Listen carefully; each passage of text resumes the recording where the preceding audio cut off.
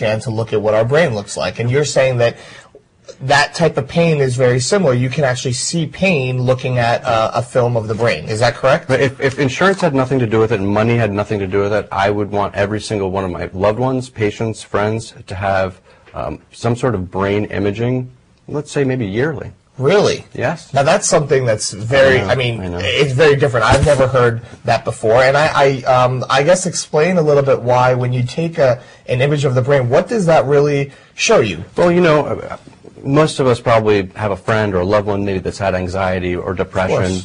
And when we talk to them, they tell us about it and we want to understand.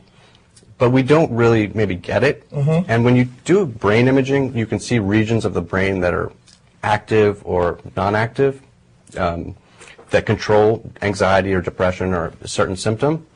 And it really, it objectifies things, such as, you know, if you have pain in your arm and we take an x-ray of it and there's a fracture, we say, oh, there's the fracture, here's the pain. It's visible. Right, it's exactly. very visible, right? And that's what the imaging does. It, more than anything, yes, it shows us where everything is, but for me personally, when I have patients that have done it, it reduces stigma.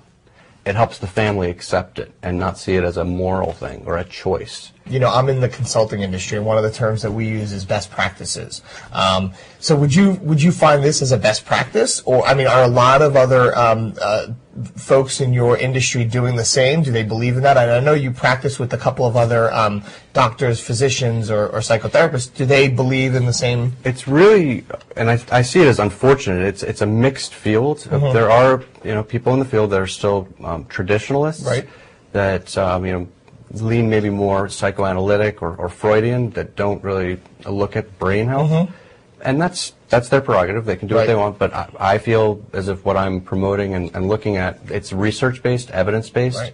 It's factual. It's very factual. You're not guessing. And I'm assuming that by looking at this, you're also able to figure out, one, what's wrong with them, but two, how to treat them, and three, you know, when you're figuring out a plan on how to treat them, it's you know, how much medication or what type of medication do you use?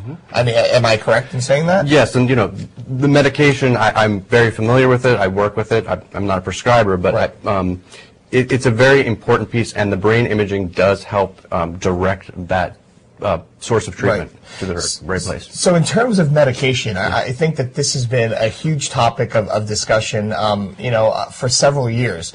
Are we over-medicating ourselves? You know, Newsweek, Time Magazine, you know, all of these there have been several articles and publications on over-medication.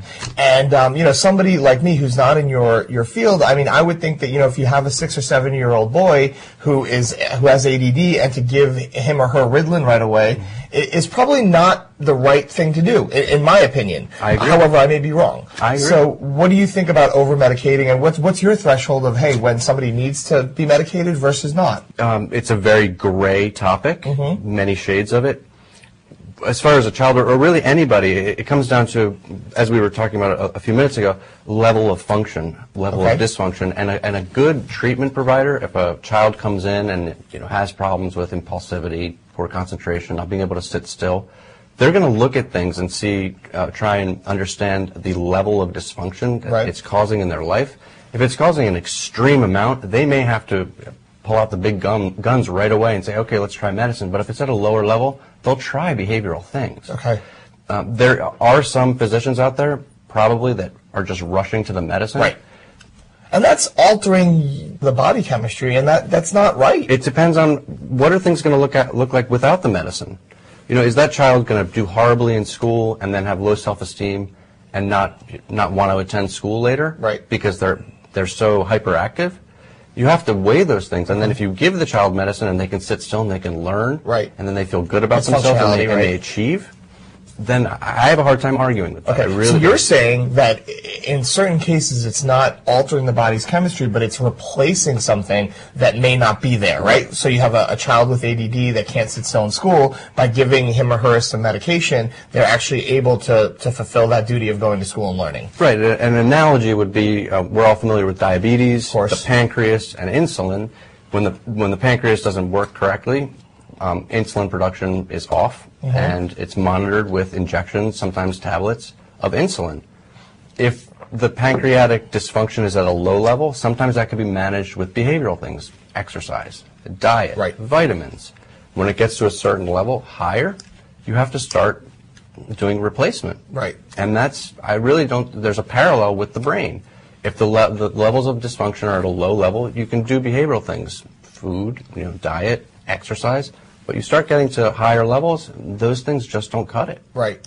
So it's, the analogies that you've used, it's great because I think that the brain being one of the most important parts of our body, or one of the most important organs of our body, we don't treat the same way as we do other things. So, how does somebody in your industry go about changing that? We do that by getting out, talking to people such as yourself, talking to families, talking to friends, just getting the word out. Mm-hmm. It's not easy. It's a challenge, and I battle it every single day. It's one that I enjoy. Right. And I have made progress, but we have a long, long way to go. So part of your job is not just seeing patients and hearing about their problems, whether they be pain-related or, or anxiety-related, but it's also education. It's a huge component of it. And I see education as treatment, because if people don't understand what's going on, then they worry about it. Knowledge reduces anxiety, but most times, not all the time. Well, this was some great information. I want to really thank you for coming on the show and doing the interview. Thank you for having me and allowing me to share. It's been an honor. Thank you.